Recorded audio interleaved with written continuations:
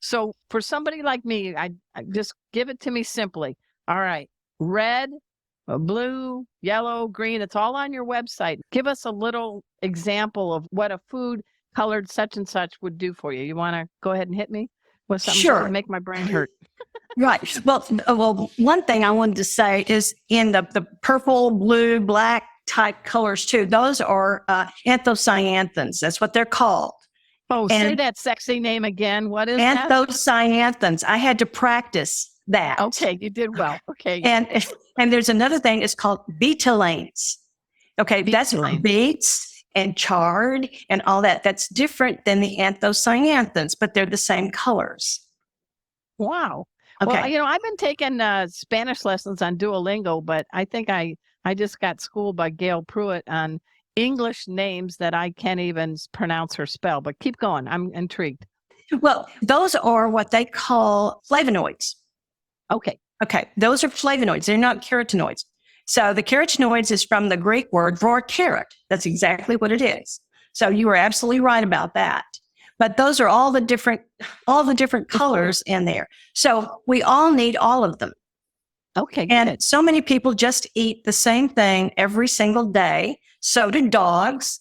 But actually, Yeah. dogs are scavengers. They're omnivores, but they're mainly scavengers. So they eat a whole range of foods. And so my dogs get 7 different proteins per week.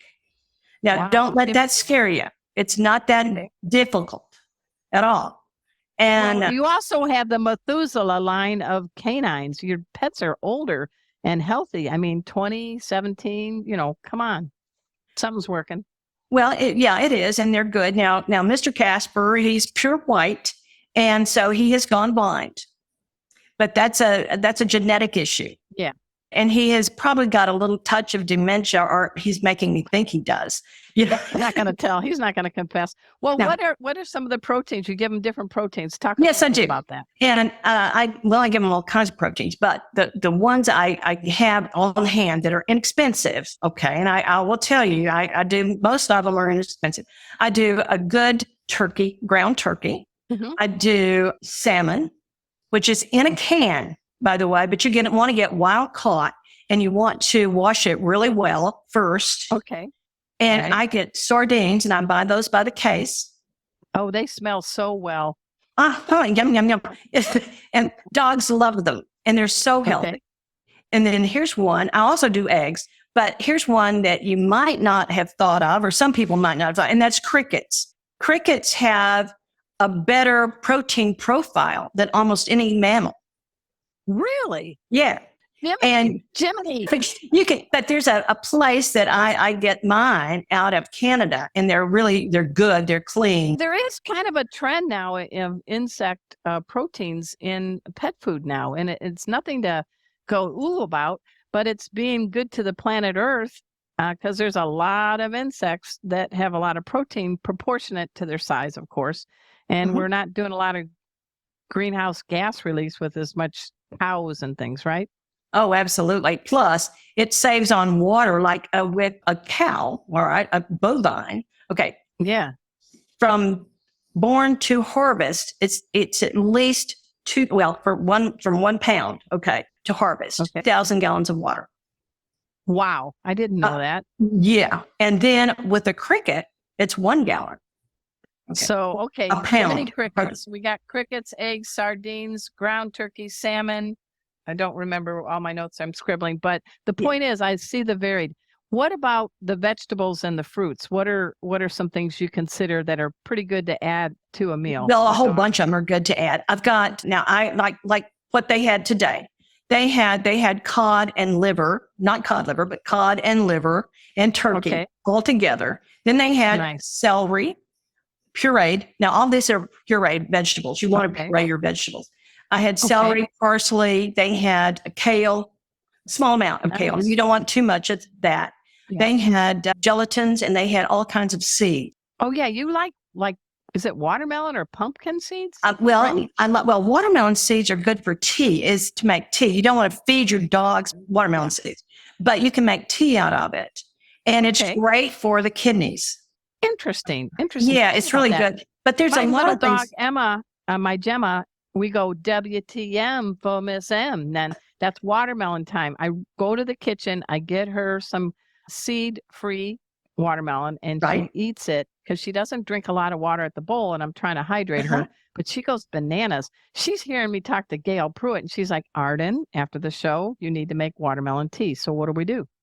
Well, you just actually, I buy it on Amazon. I'll That's what send I you do. pictures. Now, but we love But it's watermelon. But now other seeds, like the pumpkin seeds, are fantastic. I also use flax seeds and chia seeds and black cumin seeds. So what do they each do for our dogs? What do pumpkin seeds do? Pumpkin seeds do, well, number one, it's really high in zinc. And it's also high in good proteins. And it is one of the best things to be a dewormer. Oh, interesting. Okay. Yeah, All right. it's really great for Worms that. coming out the south end. Okay, great. Yeah. What about chia seeds? Chia. What's going on there? Chia is fantastic. It is really high in omega-3 fatty acids. And it's the ALA, but it's still really great. And it helps their joints and their bones and their energy level. Plus, it's got really high protein in it as well. What about black seeds? Black seed is different. Black seed is a black cumin seed, and you want to be careful, but it's fantastic in very small amounts. It's great for arthritis. It's good for pain. It helps cognitive levels. So there's a lot of different things with it. But you like your little Emma, okay? Emma, did I say it right? Emma? Yep. Emma, my Gemma. Okay, Emma and my Gemma. Okay, about a fourth of a teaspoon. Wow. And I wouldn't do that more than a couple of times a week. But you want to ground it yourself. Yes. So as a matter of fact, I ground my flax seeds as well. I put them all together. I put all my seeds together along with nutritional yeast because that has all the B vitamins in it. Plus it's got more protein as well. And I put it in a clean coffee grinder. Okay. And I grind them up and I keep them in a little thing. And so I just add them to the amount that I want per food. So it takes like seconds to do. Well, we're getting close to the end. I want to ask you about blueberries. How are they for dogs? Fantastic. Some packs of wolves actually have 83% of their diet in blueberries. Now, remember, they're wild blueberries, so they do not have the sugar content that we get on the blueberries that we buy. So I'm going to suggest instead of getting blueberries all the time, blackberries are wonderful, and so are raspberries. And that's what I've got now in my refrigerator. I love all of them. You mentioned it. You had me at all of the berries. So this is good. The bottom line, what's the parting message you want to give folks? We're definitely going to have you back on the show, Gail, but what is a message you can say to help people make wise food choices for their cool canines? The one thing I'm going to say is do not feed them, and you either. Nobody needs to eat the same thing every single day. It is not good for you. It's not good for your dog. It's not good for your children. Variety is the biggest thing I can think of. And that keeps you healthy and happy. And just so you know, I'm 76 and I feel really good. I'm not look good. Not really. I just looked at myself in the mirror, but I have a lot of energy, and so do my dogs. Now, eating large variety of foods is the key. Thanks so much for making our tails wag by watching this guest interview from Arden Moore's Four-Legged Life.